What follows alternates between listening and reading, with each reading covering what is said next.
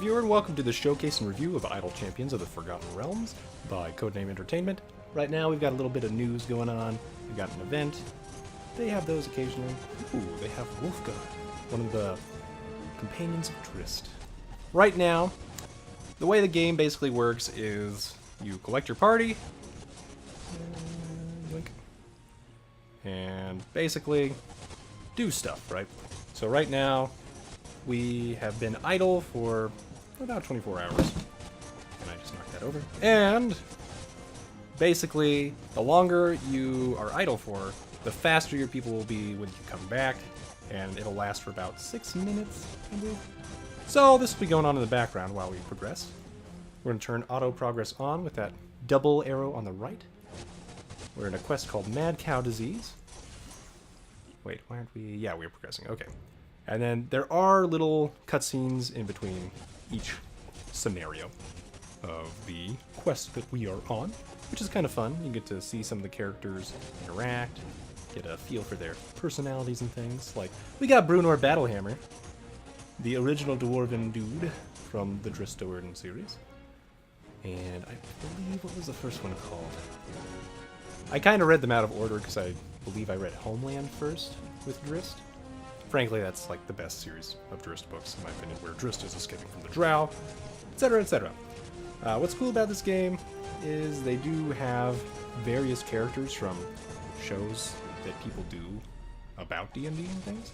So, like, they have the bios written by people who play the game. Like, Pro Jared actually has a character, Dieth. He wrote the bio for Dieth, etc., etc. Oh, we're getting destroyed by a boss! So, we need to level up. We're gonna level up now. Let's get Bruenor. He can now affect his ability of Rally.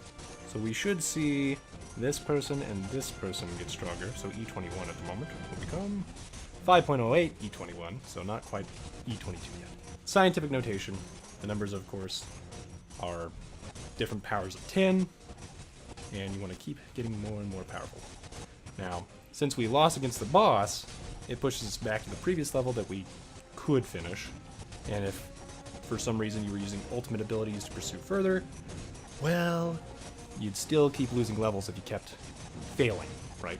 So it eventually pushes you back to where you can maintain your equilibrium. But for now, we need more power. Let's get some more power.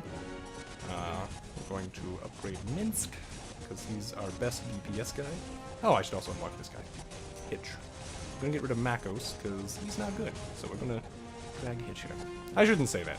Makos is more of a DPS, gold find dude, and we really don't need more gold find. Been playing a lot, and the idea behind this game is the longer you play, the more gold you get. When you quit a quest and you start a new one, the faster you'll gain gold in the future. So, just as a result, if we completed this quest now, we could basically gain gold 6,000% faster, or 6,000% more gold for each kill. Like, you see these little gold that pop out of the enemies? Yep. You can collect that faster. We're gonna level this guy up. We want Moonbeam. Okay. Once again, let's help our DPS get his ultimate ability. Go for the eyes. Minsk swings his greatsword in a massive circle, centered on the frontmost enemy. While Boo, his space hamster, leaps about, causing up to 5 random enemies to take double damage for the next 30 seconds. So it's a good one to start on a boss with, because you double their damage. If we go to the next boss, now we're much more powerful. Let's use... Yep. Space hamster for the win. Okay. As you can see, we're finding a hidden dungeon. Dun dun dun. Trying to save the world. Now, this game is rated ages 12+. There are some curse words in there. There's stuff like cultists. Wow, my voice just repeated there on the recording. Hopefully that won't carry over. But, yeah. So, there are some adult themes. You know, some monsters and things you're trying to defeat. Right now, we're trying to solve the problem of cows getting terrible diseases and pustules and things. So, you know, not necessarily the most cute game you could be playing. The nice thing about this game is you can leave it running in the background if you're doing some other task and you just want to do stuff on occasion, right? Now, there are potentially blood splatter effects. I believe I turned those off. Let's see. You can mute. Yeah, disable the blood splatter. I'm turning it back on. You can feel free to skip the next 15 seconds, but you can see blood. It is flying, settles on the ground, then it disappears. So it doesn't stick around. But you can turn that off, and then you don't have to deal with it. Disable screen shake, etc., etc. Alright. You can resume. And as you can see, one thing that keeps you playing the game and paying attention when you're trying to first start out and get to places and get your characters upgraded is the occasional rat, bat, bird, etc. on this top part of the screen. Start flying, you can tap on them, you get extra gold. It's basically like a free enemy defeated whenever you tap on one. And your characters will never aim for it. The faster the enemies are, usually the more gold you get out of defeating them. Sorry, the little bats and things. Anyway, most of your ultimate abilities have a timer. I'm gonna go ahead and keep going. Auto progress was not on. Tisk tisk. Okay, and I'm gonna show off Bruenor's attack. You can't really tell the difference here, but yeah, Bruenor was doing stuff. Now, I'm gonna try to use this one. Aha! So we have a rain of fire, did stuff. It's pretty nice. But basically, the purpose of this game is to build a party and get them in the best formation possible in order to progress as far as you can before you hit a wall. You have to leave it basically in the background or try to buy equipment with real money, potentially, or save up the free gems you get in order to purchase chests. Now, chests, generally don't want to open these till you hit a wall because sometimes they just give you straight up gold. The further you get, the more gold you get out of each time you open the silver chest. And then gold treasure chests are a little bit different. They usually give you just a better straight up item. And if you do make purchases, they do try to reward you with some better equipment. Now, keep in mind, there are 6 equipment slots per character, right? You can get different tiers of items, up to, say, legendary, I'd say, and etc., etc., right? So, you're opening random chests for a roster of a decent amount of characters for 6 slots each. Ugh, it can get pretty... Yeah, it's a grind. Designed to be. The other thing, though, is that event champions, you do have better chances of getting their equipment quickly because you can actually earn chests with just their equipment, which is pretty cool. Oh, hey.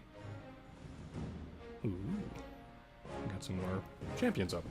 Anyway, we're going to move on with our quest. Now we're not going as crazy fast. And I haven't talked about this mage hand. So, it took 1,000 gems, but I unlocked the mage hand. We're going to unassign it. And you can see there's no longer that lightning there, right? Now, if I tap and hold on it, I'll just try to... let me assign you. Let me assign you. There we go. So you can see all the circles where I can put it, much like you can place your heroes. So I'm going to put him up here. Any of these circles up here will allow him to do tapping on enemies for you, which is kind of nice. So then you don't have to keep clicking on foes to stun them. It also helps you get further in the game faster when you just don't want to worry about stuff. You just let him tap on enemies and take them out. You can literally upgrade that ability right here, and he'll deal more damage. Generally, it's better to upgrade your champions first, but once you get enough gold find, this is the fastest way to level, and then get your champions to a good start, right? Okay, let's done. Oh, never mind. Okay. We're good. And you can tap on that little bag of gems to make it open faster. You can tap on the screen to make cutscenes go faster. It's like when this one pops up. Maybe. Nope, nobody's talking. Okay. Fine. Fine, guys. Don't talk. We're just going to shoot an arrow. Okay. Anyway, I'm going to move him over here. And you're going to upgrade Bruenor for me, bud. Now, it'll keep going until he can't upgrade Bruenor anymore. Because I've got it set to upgrade. If I had it on 1, you'll keep upgrading, etc., etc. So, upgrade. That's nice, but you could do 1 level at a time, 10 levels at a time. I really liked 10 levels until I finally got enough gold find that I could just wait to upgrade, period. Let's upgrade Calliope next. She's our bard. There we go. She is probably the best at buffing the overall party's damage at this point in the game, and also helping this middle damaging row really deal high damage. So, let's see. Okay, now we're going to tap on that. Get through it. Upgrade Hitch. More daggers or charismatic? We'll get charismatic. So any character with a charisma score over 13 will get 100% extra damage. So I don't think Minsk... Do you get friendly? No, you're at 12. Close, but no cigar. Shara, maybe? Yeah, she's got the charisma. So we can see all the things that are affecting her. Friendly from Hitch. Yay! So that worked. And then, basically, just keep going. Now, if we exit the app and come back, they'll remain on this floor. So, what you do want to do is try to push as far as you can, for as long as you feel like it, and then exit the app. So, much like other idle games, you can do that. Crush them all is nice because they can continue going further without you. And then you can keep collecting money too, right? In this one, you keep collecting money, but they won't keep progressing, right? In fact, they may regress if they... Actually, no, I take that back, sorry. You can leave them on boss levels, even if you can't beat the boss, and that can still give you more gold. That is one tip. Sorry. Getting ahead of myself on tips. So, yeah. Regardless, it's an idle game. It's designed to be a grind. And if you don't like the characters, if you don't like the idea of creating the perfect formations for maximizing damage in one area or another, then yeah, you probably won't like idle champions. Especially since it is free to play and a grind. I'm not gonna lie to you, it's a grind. I spent 14 days trying to beat level 100 of this exact objective. And then I was like, you know what? Once I quit, I'll get about, what, 14,000% more gold, and it won't be that difficult to beat. And yeah, I think I was right. So sometimes you'll want to quit just so you can get that extra gold find. But then, if you're on, say, a limited time event, it doesn't exactly work out. Limited time events have different, like, factions of gold, you could say, or different god's favor for gold. So all this gold find I have here will not work on an event, right? So yeah. The game is all about patience. It's all about, do you enjoy clicking buttons, seeing things get more powerful, enjoy kind of being somewhat important to boss fights with special abilities that you can activate and do and be cool with, because it is kind of fun. And I haven't will I keep playing it? Probably not, because I'll probably use up too much time leaving this on my iPad and being like, oh, you should progress. This is definitely more of a PC Steam game. It is available on Steam, by the way, where you could really leave it in the background while doing other stuff. Really hard to do on the iPad. Like, if you leave the app, you've left the app, right? So it won't really progress. But once again, as I said, you can just quit the game, return, and they'll keep collecting gold at this tier. But even if you can get to a boss that you can't defeat, you will collect more gold on that level, as far as I can tell. Leave a comment below if you know differently, but as far as I can tell from my weeks of experience, that, yeah, it does help to push as far as you can. And other than that, what other tips do I have for you?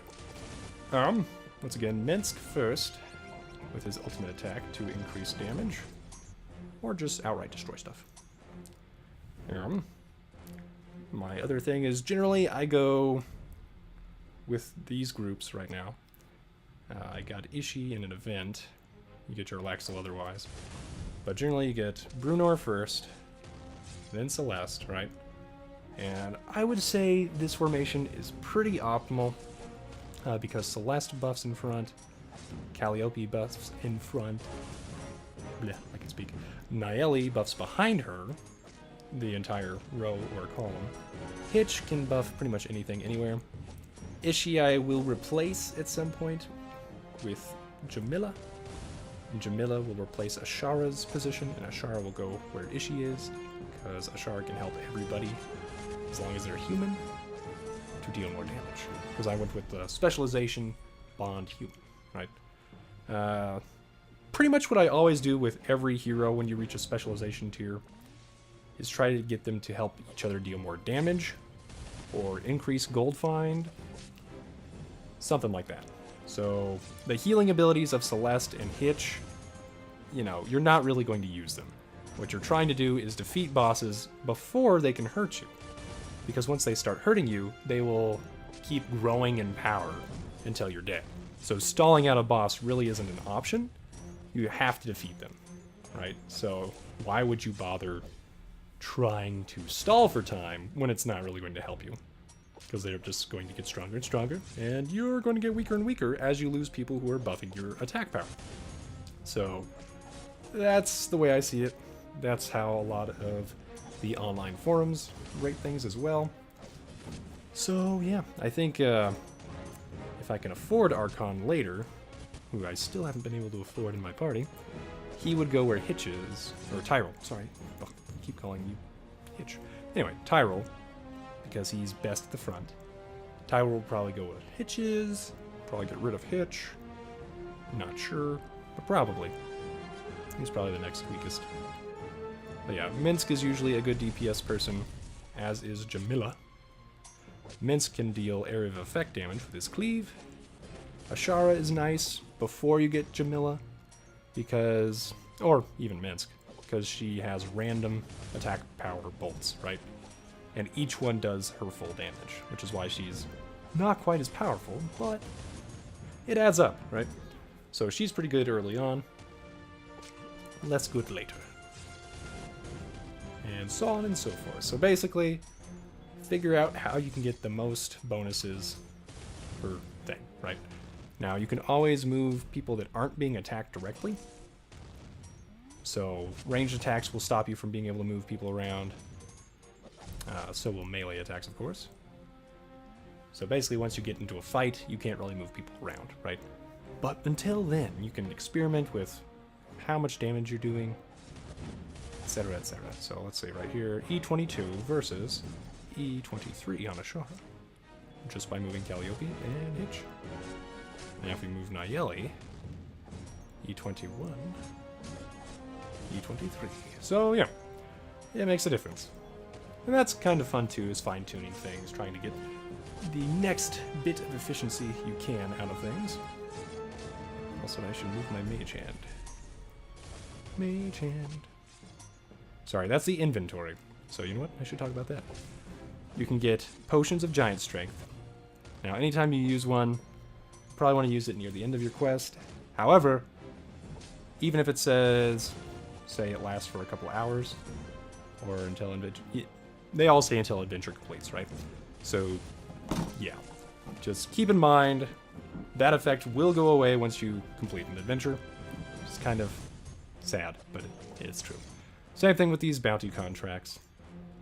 You know, they can be kind of helpful in the early game. Now they aren't quite as good because the gold find's just so much higher. And if you're having issues, it'll probably be a couple days worth of issues. So yeah, blacksmithing contracts can upgrade random pieces of gear. Probably wait to use those until you have good gear. I would recommend getting the gold treasure chest first, so then you can get better gear.